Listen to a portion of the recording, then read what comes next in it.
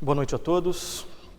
Motivo de alegria para mim, alegria e uma certa sincera indignidade, porque eu sei que tem outras pessoas que são bem mais capacitadas para estar aqui, e não é falsidade quando eu digo isso. Eu agradeço o convite do seminário, na pessoa do diretor, Gamaliel, obrigado pela oportunidade de estar aqui nesse último dia dessa 14ª Semana Teológica do Seminário Presbiteriano de Jesus e falando sobre Calvino. Isso aqui, de alguma forma, eu lembro de uns 6 anos atrás, 7 anos atrás, estava lá em Minas, lendo revistas teológicas, livros sobre Calvino, lendo livros do reverendo Ermstein, e hoje aí, pela misericórdia e graça de Deus, falando, mas sempre naquela consciência de que não sou digno de desatar, de engraxar a chuteira do reverendo Ermstein, do reverendo Alderi, do reverendo Cláudio César também. Então é com muita alegria e também com um senso de seriedade e responsabilidade que eu estou aqui à frente para compartilhar desse tema aqui, que de todos os temas trabalhados nessa semana é o menos teológico, é o que mais, é um pouco mais a princípio árido, mas eu espero que fique claro no decorrer e principalmente no final do estudo, que de alguma forma esse tema aqui é desafiante.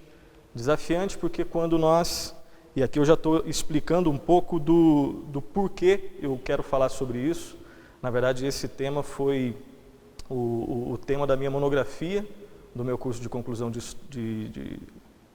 do meu TCC, o trabalho de conclusão de curso, a minha monografia no curso de História, e eu escolhi falar sobre isso. A ética protestante e o espírito do capitalismo de Max Weber e a ética calvinista, introdução a uma análise comparativa. Por que eu resolvi falar sobre isso? O que me angustiava e que me fez debruçar sobre esse assunto? É claro, eu trouxe aqui só 2 exemplos, depois nós vamos ver outros aqui. Às vezes eu me deparava como estudante de história e ao mesmo tempo presbiteriano, eu me deparava com alguns livros de história e via que o que era falado sobre Calvino diferia um pouco sobre o que nós aprendemos nos livros de Calvino e sobre o que nós aprendemos de Calvino em igreja, enfim, ou em algum estudo específico que aborda o pensamento de Calvino. Então, às vezes eu pegava algum livro, assim como esse daqui, e lia algumas coisas mais ou menos assim. Uma peça fundamental da doutrina de Calvino era uma certa crença que hoje é extremamente controversa, mas parecia razoável até apropriada para as pessoas que viviam numa época mais religiosa. Ele acreditava na predestinação. E olha só como é que o autor explica. Ele acreditava que Deus, em toda a sua sabedoria e visão, sabia antecipadamente cada dia da vida humana e como isso se desenvolvia. Em essência, algumas pessoas, desde o seu nascimento, eram predestinadas para ganhar um lugar no céu. Outras eram destinadas a ficar jogadas pela estrada espiritual e nada que fizesse alteraria isso. Era assim que eles explicam a predestinação. E aí o autor continua, fala aqui que a doutrina católica mais aceitável dizia que uma pessoa poderia ser salva por bons atos. E Lutero acreditava que as pessoas só poderiam ser salvas por sua profunda fé na misericórdia de Deus. Calvino, porém, rejeitava essas visões. Deus era todo-poderoso e somente sua decisão poderia salvar a cada alma humana. Ou seja, como se Calvino não acreditasse também na fé. E aí quando eu lia isso, eu sentia um certo incômodo e falava, será que é, será que não é? Como é que eu posso saber as respostas? E às vezes também pegava outros livros que nós usamos em ensino fundamental, ensino médio e coisas mais ou menos assim. O homem calvinista, para burguês nenhum botar defeito. E aí eu ficava pensando, mas eu não sou burguês e concordo com as ideias de Calvino, o que está errado, enfim. E o autor continua aqui, ele fala o seguinte, criou-se, com base no calvinismo, um modelo ideal de homem, religioso, trabalhador, para quem o sucesso econômico e a conquista de riquezas era um sinal da predestinação divina. E aí eu falava, eu quero estudar isso aqui. Quero estudar isso daqui. Isso dava uma certa angústia, e até que no final, ali mais ou menos no 3º ano, quando a gente já começa a pensar e até desenvolver os temas para a monografia, falei, eu quero falar sobre isso daqui, e foi sobre isso que eu falei, enfim. É claro que essa pesquisa ela está longe de estar no seu meio ainda, né? Ela está sendo construída, do que eu escrevi lá, até o que eu vou apresentar aqui, eu fiz uma certa recalchutagem teórica, e ela vai precisar, ao longo dos anos, ser melhorada cada vez mais. Mas eu queria explicar para os irmãos, para as irmãs, o que me motivou a entender, o que me motivou a ler sobre esse tema e a escrever sobre esse tema. Foi essa angústia, essas interrogações que estavam presentes na minha mente, ainda de alguma forma, outras interrogações estão presentes na minha mente até hoje, e foi isso que me motivou a escrever sobre isso. Então vamos lá, nós vamos desenvolver esse tema durante alguns minutos aqui, depois nós temos um intervalo, e depois nós voltamos, e depois abrimos para as perguntas. Vamos lá então, nosso roteiro nessa noite. Primeiro nós vamos falar sobre a visão sobre Calvino, que é popularizada nos livros didáticos. F5. Correto. Beleza, obrigado. Nosso roteiro então, vamos lá. Primeiro nós vamos falar sobre a visão sobre Calvino, popularizado nos livros didáticos, já dei uma introdução, depois eu vou citar só mais um exemplo só, mas os irmãos já têm uma ideia. Nós vamos falar de maneira bem breve, 2 slides só, sobre reforma protestante. Nas palestras anteriores os irmãos já desenvolveram esse tema, não é o nosso alvo aqui, mas nós vamos só para contextualizar, falar um pouco só sobre o espírito da reforma protestante. Um pouquinho sobre Calvino, calvinismo e puritanismo, também só pincelando, ok? E aí sim entrar no coração da nossa reflexão aqui. Max Weber, falar um pouco, uma brevíssima biografia sobre ele e um pouco sobre o seu pensamento, e aí sim a sua obra que serve de base para a nossa reflexão. A ética protestante e o espírito do capitalismo. E aí, a proposta nossa é esse penúltimo ponto aqui. É buscar fazer uma comparação entre o que a gente pode chamar de o entendimento de Max Weber sobre calvinismo, qual seria essa ética protestante, e fazer uma comparação com a ética que realmente pode ser apreendida dos escritos de Calvino e daquilo que nós consideramos que é a tradição calvinista. Fazer uma comparação e ver se dá para ter realmente elementos de contato e elementos de descontinuidade. Que tipo de aproximação e distância a gente pode estabelecer entre esses dois pensamentos, e depois a gente conclui. Vamos lá então, introdução. Uma frase aqui de um historiador que de alguma forma é inspiradora para mim. O estudo da história equivale a uma busca pela verdade. Eu acredito nisso. O historiador sabe que o que ele está estudando é real, mas também sabe que nunca conseguirá todo o real, recuperar todo o real. O dono da história total é só Deus. Por mais que um livro de história seja bom, em termos epistemológicos, metodológicos, por mais que ele seja baseado numa cosmovisão bíblica, ele não é total. O dono da história total é só Deus. Ele sabe, o historiador sabe que o processo de pesquisa e reconstituição histórica não termina nunca, mas também está cônscio de que isso não torna seu trabalho irreal ou ilegítimo. É óbvio que tais advertências não afetam seriamente aquela antiga busca pela verdade. De uma maneira bem pequena, bem ainda humilde, bem iniciante, engatinhando, é isso que a gente quer fazer. Eu acredito que é possível fazer afirmativas verdadeiras sobre Calvino e sobre Weber, mas ao mesmo tempo eu tenho consciência de que eu não esgoto o assunto. Isso não me desanima, na verdade me anima a querer ir cada vez mais, mas eu sei que o dono da história total é só Deus. Aqui é um esforço de se debruçar sobre um assunto e procurar ver o que é verdadeiro e o que é equívoco dentro dessa pesquisa. Vamos lá.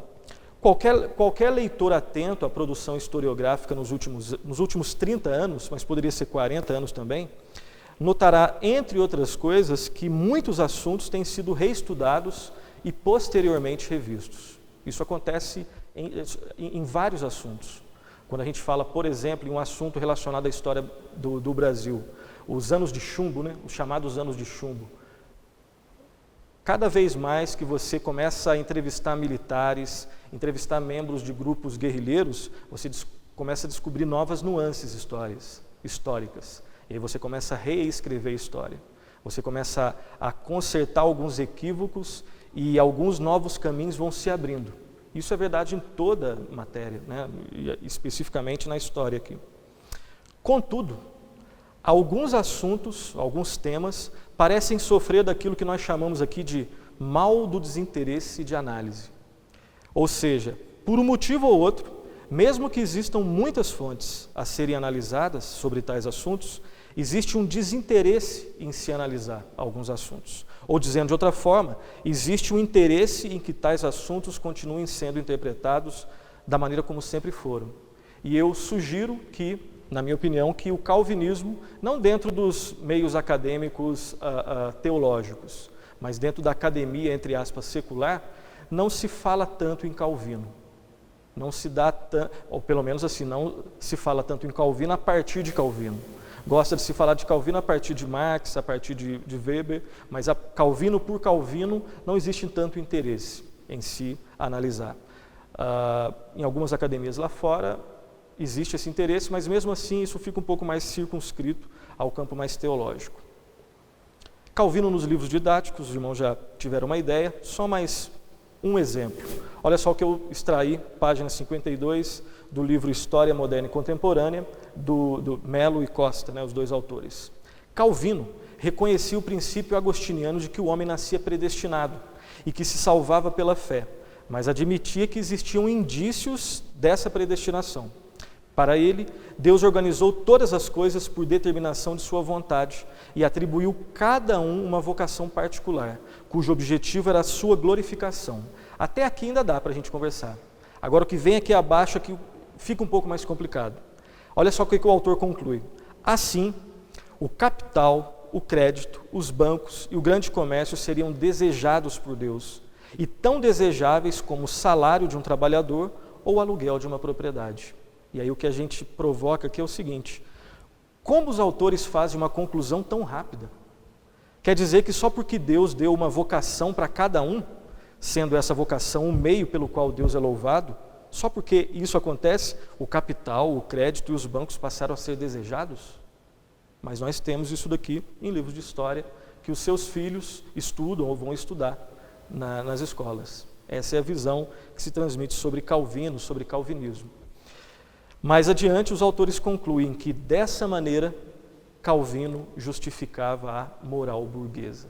Só o termo moral burguesa dava para a gente fazer um parênteses, que nós não vamos fazer e discutir. É um termo que está impregnado de ideologia. O que é moral burguesa? É uma outra discussão que a gente não vai fazer. Mas o autor diz que, dessa maneira, Calvino justificava a moral burguesa. E será que, se nós formos nos livros de Calvino, realmente ele estava fazendo isso? Ele tinha consciência disso? Provavelmente não. Mas o fato é, isso é verdade? Isso que a gente tem que perguntar. Vamos lá. Sobre essas afirmações, a questão que levantamos é a seguinte: será mesmo que os valores extraídos da teologia de Calvino davam base para a justificação da moral burguesa? Ou foi a burguesia, que também é um termo que a gente não vai estudar, mas dava pano para a manga, né? Ou foi a burguesia que se apropriou de alguns aspectos do pensamento de Calvino, ignorando o sentido cristão que marca o pensamento do reformador francês? Aqui é uma pergunta que a gente tem que refletir. Influenciados por essas e outras questões relacionadas ao calvinismo, decidimos descobrir qual era a base teórica, de onde vem esse entendimento do calvinismo. E a resposta foi a obra do sociólogo alemão Max Weber e a Ética Protestante. A obra dele, né, A Ética Protestante e o Espírito do Capitalismo. Aqui uma correção, inclusive nisso daqui. Não estou querendo dizer com isso que o culpado dessas noções especificamente seja Weber. Provavelmente nós vamos tentar apontar algumas incompreensões que possivelmente Weber teve a respeito dos grupos que ele estudou, que são calvinistas, mas existe uma outra coisa que eu não coloquei aqui, seria tema de outro trabalho, que é a apropriação que a historiografia marxista faz da obra de Weber, distorcendo Calvino, porque tudo, na mentalidade, estou falando em termos gerais, tudo que lembra capitalismo para um marxista deve ser abominado. e como na mentalidade deles, como na percepção deles, Calvino seria aquele que dá base, que justifica o capitalismo, então Calvino é um inimigo que deve ser condenado, deve ser identificado e condenado. Mas eu não fui por esse caminho, né? Aqui eu quero só ver quais seriam as possíveis percepções equivocadas de Weber quando ele fala sobre Calvino e calvinismo. Vamos lá. De maneira bem rápida, uma frase que reflete um pouco do espírito da reforma. Provavelmente algum irmão, alguma irmã conheça. Se Deus me mantiver vivo, em poucos anos farei que um camponês puxador de arado conheça melhor as Escrituras do que tu. Palavras usadas por William Tyndale ao argumentar com um sacerdote em sua terra natal, em Gloucestershire, na Inglaterra, retirado de um livro que é pouco estudado no Brasil, mas tem em língua portuguesa, chamado A Reforma, do historiador inglês chamado Patrick Collinson. Esse, é claro que eu não estou aqui resumindo a Reforma Protestante, mas esse era um espírito presente na vida, no pensamento dos reformadores. E de alguma forma nós podemos afirmar que essa frase mostra o quão sério era a biblicidade na mente de um reformado. A importância da Bíblia como sendo o manual, a referência para toda a realidade. Só um pouquinho mais sobre reforma.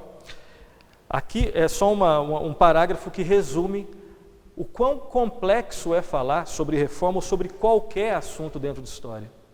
E sempre duvidemos daquelas pessoas que reduzem a um fator só o acontecimento de algo.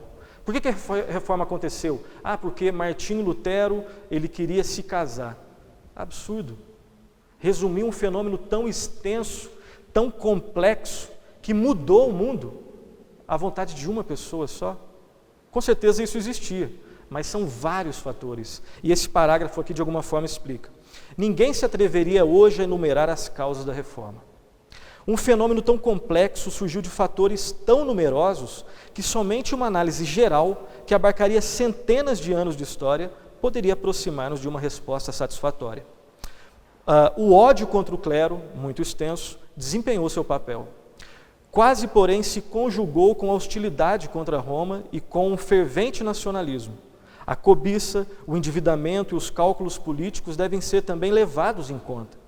Mas a mensagem dos reformadores respondeu, isto hoje é indubitável, a uma intensa sede espiritual que a igreja oficial foi incapaz de satisfazer.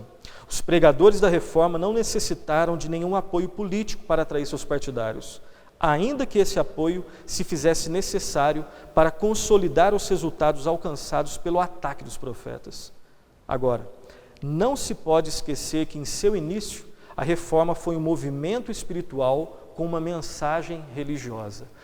Resumindo, o que eu quis aqui expressar com esse parágrafo do professor Welton, historiador, é que existem elementos políticos, econômicos, culturais, sociais para o surgimento da reforma. Mas, fundamentalmente, a reforma protestante foi um evento religioso. E se não me engano, eu esqueci o nome do historiador, perdão. Esse historiador defende que, Lucien Febvre, defende que para eventos religiosos devemos buscar explicações religiosas. Não que a gente vai deixar de analisar cultura, economia, nada disso, pelo contrário.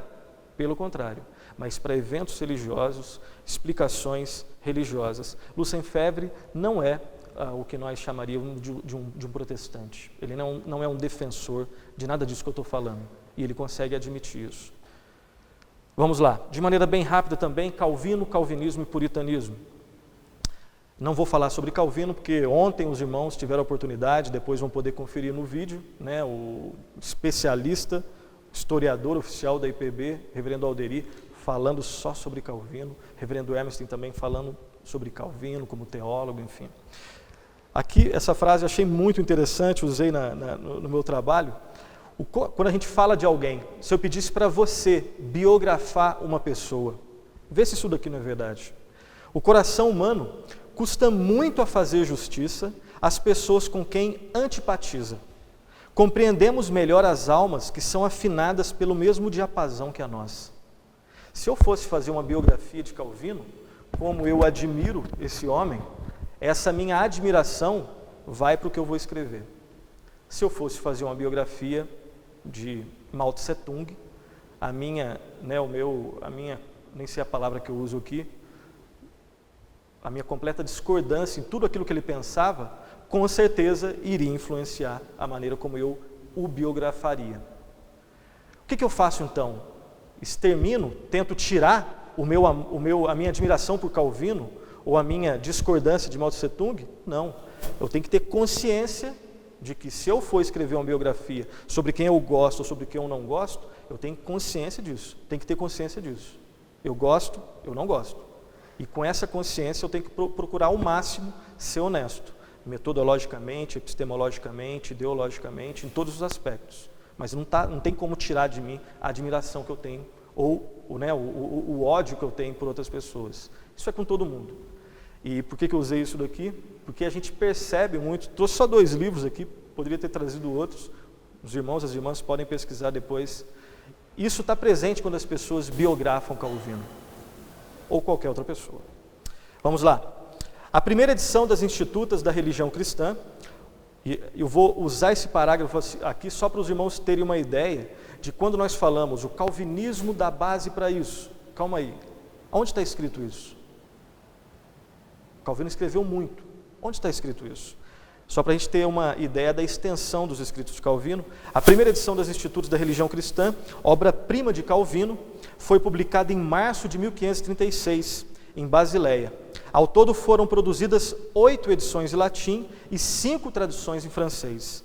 A primeira edição possuía 6 capítulos e a última edição, de 1559, 80.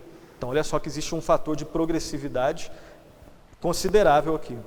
Ainda fazem parte da extensa obra literária de Calvino seus comentários bíblicos, sermões, opúsculos e tratados, escritos eclesiásticos e as suas cartas.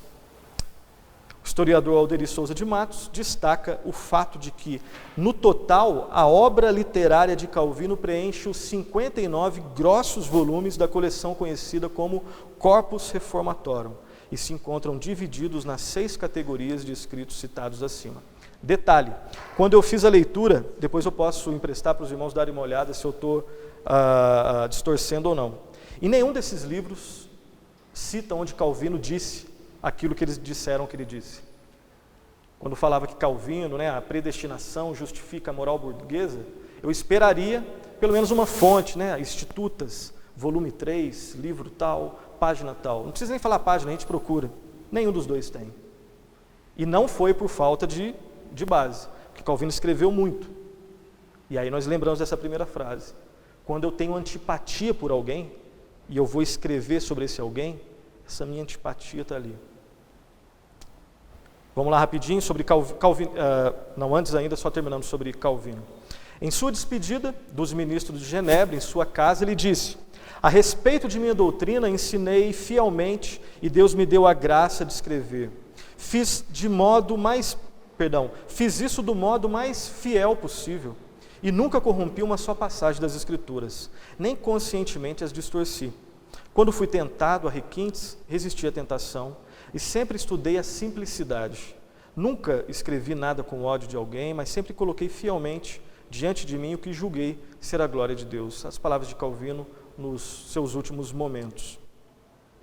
E Calbart, o grande nome da neo-ortodoxia, que se considerava um calvinista, e um dos grandes teólogos do século XX, Barth está correto quando nos diz que o calvinismo é um conceito que devemos aos historiadores modernos. Quando nós o usarmos, tenhamos certeza de que as igrejas reformadas do século XVI, do século XVII e mesmo as do século XVIII jamais se nomearam como sendo calvinistas. Reverendo Hermes tem que afirma isso. Aqui tem um detalhe importante também que vai nos ajudar a entender a obra de Weber. Nós, quando olhamos o século XVI através de livros, nós falamos, aquela igreja era calvinista, aquele autor era calvinista, aquele reformador tem uma tendência calvinista, ok. Nós aqui olhando para o passado. Na época, eles não se chamavam desse jeito. E aí a pergunta, quando Weber diz que aqueles grupos eram calvinistas, será que ele leva em consideração isso? Essa é uma questão que a gente tem que pensar também, tá? Para a gente tentar montar esse quebra-cabeça. Calvinismo, de maneira bem rápida. Com sua ênfase na centralidade bíblica, o calvinismo é bem mais do que um sistemático conjunto de doutrinas. Segundo o reverendo Emerson, é sobretudo uma maneira teocêntrica de ver, interpretar e atuar na história. O calvinismo é, por ser bíblico, calvinismo é uma cosmovisão. Ele me fala, por ser bíblico, né, por se pretender ser bíblico, ele me diz de onde eu venho, o que eu estou fazendo aqui e para onde eu vou. É uma visão de vida, né, completa. E de maneira bem rápida também sobre o puritanismo, o conjunto de ideias que chegou a ser chamada de puritanismo era uma filosofia de vida, uma atitude com relação ao universo, que de forma nenhuma deixava de lado os interesses da vida secular. Até porque dentro de uma visão, ele usa a palavra secular, mas dentro de uma visão bíblica, calvinista e puritana mais clássica, não existe essa separação de secular e sagrado. Tudo é sagrado. Vir à igreja é sagrado, cantar um hino é sagrado, tocar uma música fora da igreja é sagrado, o relacionamento lá fora é sagrado, fazer comércio é sagrado. Não existe, bem, aqui eu estou secular, não. Tudo absolutamente é sagrado, porque toda a realidade foi criada por Deus, caiu com o pecado e é redimida em Cristo. Tudo tem a ver com Deus. E olha só que essa mentalidade, que é bíblica, que Calvino, começa com Lutero, começa até antes com os pré-reformadores, mas Calvino deixa um pouco mais claro nos seus livros. Essa mentalidade tem uma certa tensão com a mentalidade medieval, que sim separava secular de sagrado, em termos gerais. Então percebo a revolução que isso vai operar. Chegamos, tudo isso eu falei, para a gente chegar aqui, para a gente chegar na obra. Max Weber, né, e a ética protestante e o espírito do capitalismo. Então falamos um pouco, de maneira bem geral, superficial, reforma protestante, Calvino, calvinismo, puritanismo, só para a gente tentar fazer esse contexto aqui para entender a obra de Max Weber, deixando bem claro que nós vamos falar aqui agora, Weber é um gigante intelectual. Em 1999, na Folha de São Paulo, é um artigo do Franklin Ferreira que me dá essa informação, do pastor batista Franklin Ferreira. Em 1999, Folha de São Paulo, no caderno cultural, o caderno Mais, pediram para 10 professores catedráticos brasileiros, né, acadêmicos brasileiros, elegerem as 10 obras mais importantes, 10 obras fundamentais dentro da academia brasileira. E que, é claro, que é importante para a academia brasileira, mas escritas por pessoas de qualquer lugar do mundo. Primeiro lugar, a ética protestante e o espírito do capitalismo. Terceiro lugar, economia e sociedade, do Max Weber. Ou seja, quando eu falo isso, aí eu dou uma tremida um pouco na base aqui, porque eu estou tentando, né, um vermezinho de Israel, tentando perceber algum tipo de equívoco na obra desse gigante intelectual. Vamos lá então, vamos ver se, não que eu queira conseguir isso, mas vamos ver se existe coerência no que a gente está falando aqui. Algumas informações sobre Max Weber antes de entrar na obra dele. Weber nasceu aos 21 dias do mês de abril de 1964, em Erfurt, na Turíndia. Ele foi o primeiro de uma família de 8 filhos e herdou o nome do pai, que era um político e também um jurista. Sua mãe, Helene Weber, era calvinista. Desde pequeno teve a oportunidade de conviver em sua casa com pessoas que gozavam proeminência no mundo político e intelectual. Quando já adulto, faziam parte de seu círculo de amizades intelectuais de renome como George Simmel, né, um sociólogo alemão, e o George Lukács, só para citar 2, né, um filósofo húngaro. Era amigo dele. Assim como a gente conversa ali conversando sobre o Flamengo, o Corinthians, eles ali conversando sobre esses assuntos. Isso explica mais ou menos o fim de cada um. Weber recebeu uma educação de qualidade em línguas, história e literatura clássica. Em 1882, deu início aos chamados estudos superiores na Universidade de Heidelberg, dando continuidade a esses estudos nas universidades de Göttingen e Berlim. nessas universidades, ele dedicou-se aos estudos de economia, história, filosofia e direito. Em 1883, transfere-se para a cidade de Estrasburgo, prestando um ano de serviço militar. No ano seguinte, Weber retorna aos estudos universitários, concluindo-os em 1818, mesmo ano que começa a trabalhar nos tribunais de Berlim. Casa-se com Marianne Schnitger em 1893 e um ano depois passa a exercer a cátedra de economia na Universidade de Heidelberg. Estuda lá, se forma, volta para lá como professor. Weber veio a falecer em consequência de uma pneumonia aguda, em 14 de junho de 1920, em Mônaco, na França. Morreu novo, aos 56 anos de idade. A obra, vamos lá agora.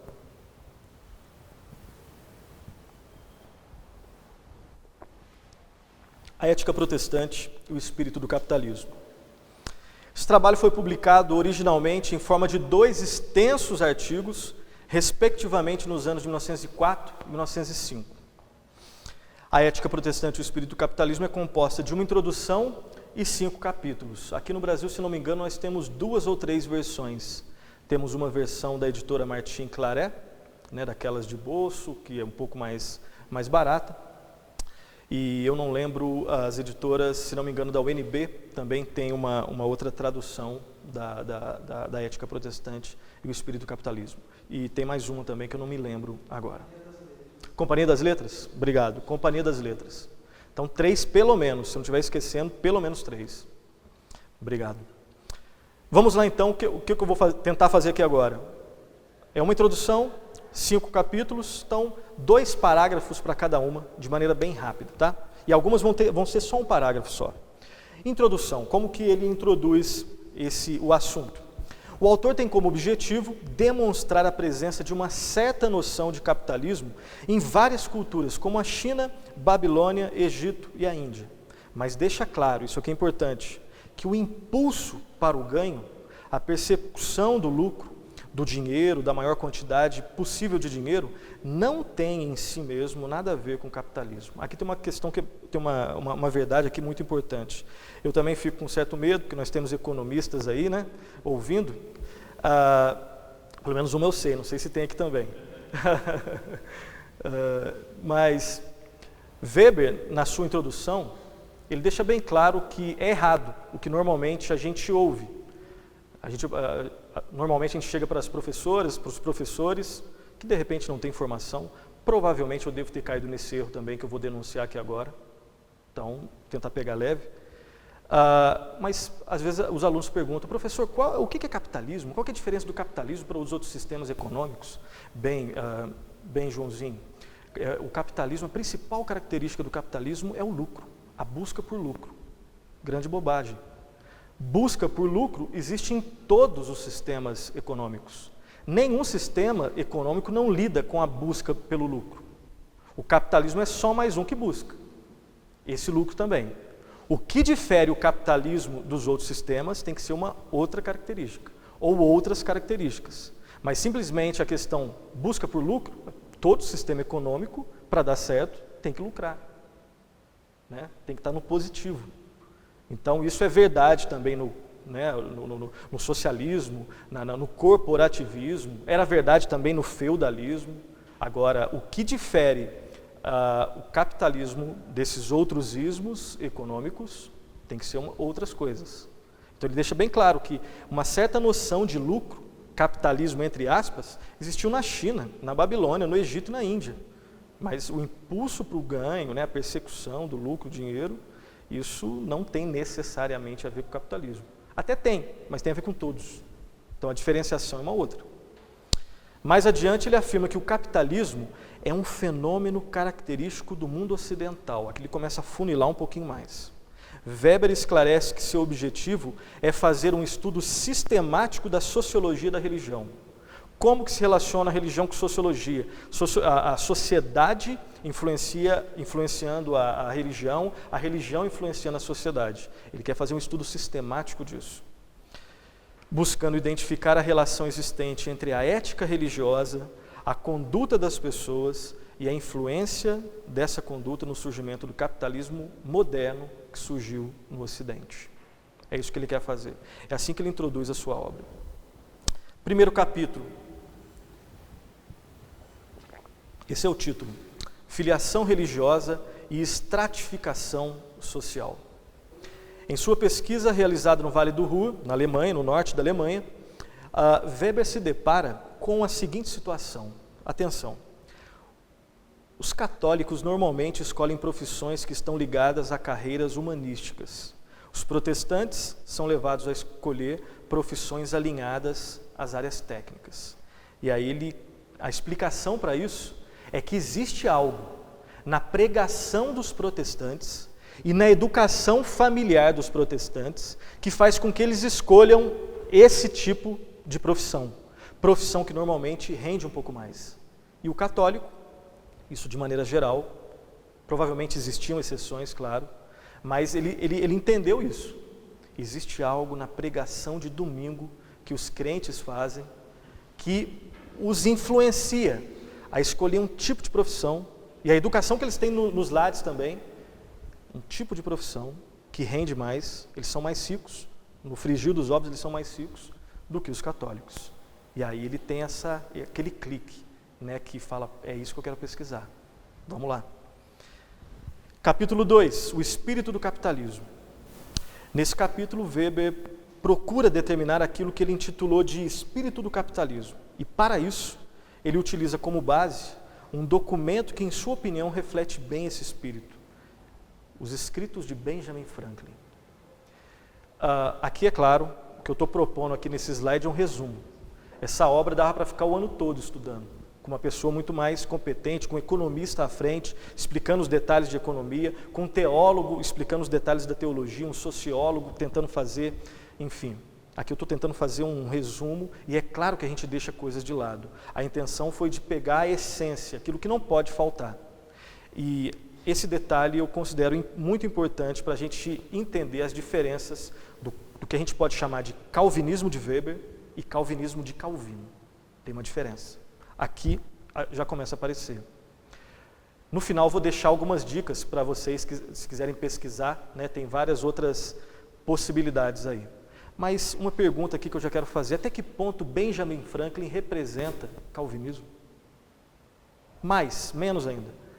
Até que ponto Benjamin Franklin e os escritos do Benjamin Franklin, a autobiografia dele está traduzida em várias editoras aqui no Brasil. Leia lá e vê se essas convicções são convicções de um puritano. Para Weber, os escritos de Benjamin Franklin refletem um pouco essa mentalidade que ele vai depois fazer ligações e chamar de ética protestante. Essa já é uma pergunta que, se a resposta for sim, ok. Se a resposta for não, talvez a gente já tenha uma interrogação que a gente já possa buscar uma resposta aí. Lembrando que Benjamin Franklin, né, aqueles que já estudaram, eu também estou engatinhando, mas ele era muito influenciado pelo deísmo inglês, muito mais do que teologia calvinista, influenciado pelo deísmo inglês, que, né, um certo liberalismo teológico ali já estava presente. Então, vamos lá. Esse espírito o espírito do capitalismo consiste no modo como os protestantes viviam e na ética a partir da qual eles norteavam suas atitudes diárias. Essa que é a ética protestante. Assim como tem a ética budista, né, a ética ateísta, tinha uma ética protestante que era a maneira como os protestantes viviam, a maneira como eles entendiam a vida e colocavam em prática isso. Claro que é mais profundo do que isso. Vamos tentar aprofundar mais um pouco. Capítulo 3, concepção de vocação de Lutero. Quando Lutero ele passa um tempo no exílio lá no castelo, e ele faz a tradução da Bíblia para o alemão, e as palavras que ele vai usando, né, para fazer essa tradução da Bíblia, e principalmente, agora a Bíblia vai ser lida em alemão.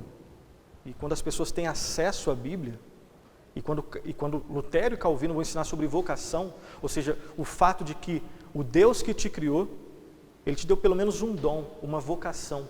Ele te chamou para uma atividade no mundo e você glorifica a Deus nessa atividade. Isso revoluciona o mundo. Revoluciona até hoje. quando a gente descobre qual é a nossa vocação, por que Deus me fez, e Deus me fez com essa vocação, e com essa vocação que eu vou glorificar a Deus e trazer benefícios para a humanidade, isso é revolucionário. E aqui foi revolucionário também.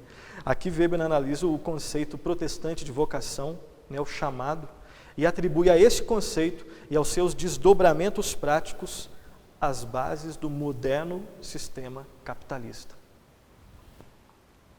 Weber também deixa clara a diferença existente, importante, entre o ideal da vida cristã medieval e o ideal da vida cristã preconizado pelos protestantes, onde o único modo de vida aceitável por Deus não estava na superação da moralidade mundana pelo ascetismo monástico, mas unicamente no cumprimento das obrigações impostas ao indivíduo pela sua posição no mundo. Essa era a sua vocação.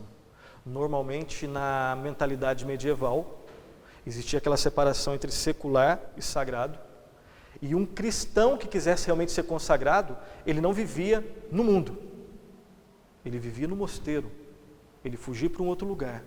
Ele não queria estar envolvido nas coisas deste mundo, deste século. Mentalidade, de maneira geral, é mais complicado do que isso, mas de maneira geral era isso. Um cristão consagrado na Idade Média era aquele que não vivia nas atividades do dia a dia, não trabalhava manualmente fazendo essas coisas. Ele se consagrava às questões religiosas. Mentalidade medieval. Mentalidade protestante. Tudo glorifica a Deus. Tudo que é lícito glorifica a Deus. Pregar a palavra de Deus de maneira fiel glorifica a Deus. Fazer esses bancos nos quais vocês estão sentados glorifica a Deus. A pessoa que lida com metal, o ferreiro, glorifica a Deus. A ética, então, agora, para ser um cristão, você não precisa fugir do mundo como se fosse possível. É no mundo que você dá testemunho. E percebam como esse tipo de mentalidade transforma o mundo, muda o mundo. Uma coisa é você saber que você está trabalhando, fazendo um banco, mas eu queria realmente era estar no mosteiro. Mas eu estou aqui, então você faz o trabalho de um jeito. Agora, saber que você glorifica a Deus fazendo isso daqui, você glorifica a Deus dirigindo, né? Tentando fazer essa transposição de tempo aí. Qualquer atividade lícita glorifica a Deus. Isso muda o mundo. E existe essa diferença muito grande entre a mentalidade protestante medieval a respeito do trabalho. Capítulo 4, penúltimo capítulo. Fundamento religioso do ascetismo laico. Ascetismo é essa visão de que você deve negar o mundo para ganhar as benesses celestiais. Nesse quarto capítulo, Weber analisa o que, em seu entendimento, são as 4 formas principais do protestantismo ascético. Os 4 grupos: calvinismo, pietismo, metodismo e o que ele chama de as seitas que se desenvolveram a partir do movimento batista. Por exemplo, no artigo do Franklin Ferreira, ele chama de os anabatistas. Esses 4 grupos aí que ele vai se debruçar e observar e estudar. Weber busca descobrir a relação que existe entre essas crenças religiosas e seus reflexos na conduta do indivíduo na vida diária. O que essa religião influencia no dia a dia? Um dos elementos importantes presentes nessas crenças, aí sim, é a doutrina da predestinação. A respeito dessa doutrina, Bieler, o estudioso que escreveu aquele livro famoso, né, que é querer entender dessas questões, tem que ler Bieler, para concordar, Bieler ou Bieli, para concordar ou discordar, mas o livro dele, O Pensamento Econômico e Social de Calvino, nós devemos nos reportar a ele. E o Bieler diz o seguinte, ele resume o pensamento do Weber da seguinte maneira: Weber pergunta por que o trabalho é um ato religioso para os calvinistas e responde, por causa do dogma da predestinação. Agora atenção, esse dogma é, segundo Weber, o mais característico da fé reformada e o que dá sentido a cada ato do crente. Ele enseja, ele dá oportunidade ao individualismo, porque cada um, entendendo que sua salvação é objeto de um decreto individual, age somente em função de si mesmo. Além disso, esse dogma transformou o ascetismo medieval, aquela atitude de fugir do mundo medieval, em ética de ação. enquanto o católico crê que deve construir sua salvação sem se contaminar com as atividades, o calvinismo, pelo contrário, pensa que é na prova das atividades temporais que sua fé será testada. Se reprovado por Deus, isso se manifestará no seu trabalho. Se eleito, porém, todas as suas atividades trarão as marcas das bênçãos divinas. Quanto mais visivelmente abençoado em seu trabalho, mais segura a sua eleição. E aqui a gente, depois quando nós formos fazer as aproximações e contrastes, isso aqui a gente vai ter que levar em consideração. Será que eu posso extrair uma frase assim dos livros de Calvino? Quanto mais uma pessoa é rica, abençoada materialmente, é mais seguro que ela é uma eleita? Será que é isso que Calvino falava? Talvez Edir Macedo fale, mas Calvino, creio que não. E o último capítulo. Nós terminamos essa parte, vamos fazer um intervalo e depois a gente volta para as aproximações e contrastes. Capítulo 5, o ascetismo e o espírito do capitalismo. Nesse último capítulo, Weber, a partir da análise de alguns autores puritanos, principalmente Richard Baxter, busca analisar a relação entre a doutrina da vocação, o ascetismo e o espírito do capitalismo, como elementos influenciadores do acúmulo de capital entre os protestantes. Mais adiante, sobre a importância de Richard Baxter. E aqui um detalhe importante. Ele usa muito o Richard Baxter. Uma pergunta que deve estar na nossa cabeça já. Até que ponto eu posso me reportar a Richard Baxter para entender sobre calvinismo? Essa é uma questão que a gente tem que pensar. Weber comenta que Richard Baxter ocupa posição destacada entre todos os autores da ética puritana, tanto pela sua atitude realista e eminentemente prática, como ao mesmo tempo pelo reconhecimento universal do trabalho, manifestado pelas contínuas reedições e traduções. É um dos grandes, é um dos gigantes puritanos, Richard Baxter. Livros que devem ser lidos, alguns estão traduzidos já para o português. De maneira inegável, um gigante dentro do protestantismo, especificamente dentro do puritanismo. A questão que a gente quer entender é até que ponto eu posso entender calvinismo e realmente existe alguma diferença entre o conceito de trabalho em Calvino e em Richard Baxter? Se não existe, Weber está com razão. Se existe, aí a gente já pode fazer uma diferenciação. Porque Weber se reporta não a Calvino, mas a Richard Baxter, para falar de calvinismo. Para Weber, os escritos de Baxter refletem fielmente a ética calvinista. E nessa ética estão contidos os ensinos de que a perda de tempo é o pior dos pecados. O trabalho árduo e constante deve caracterizar a vida do cristão. Max Weber também deixa claro que em Baxter, o trabalho é considerado em si a própria finalidade da vida. Pergunta, Calvino dá base para isso? Essa é uma questão importante que a gente tem que pensar. Vamos parar por aqui, fazer o nosso intervalo e depois nós voltamos com esse último ponto. Depois de tudo isso que nós falamos, vamos tentar estabelecer relações de aproximação e contraste, de continuidade e descontinuidade entre a ética calvinista de Calvino e a ética calvinista de Max Weber. Ok? Vamos lá.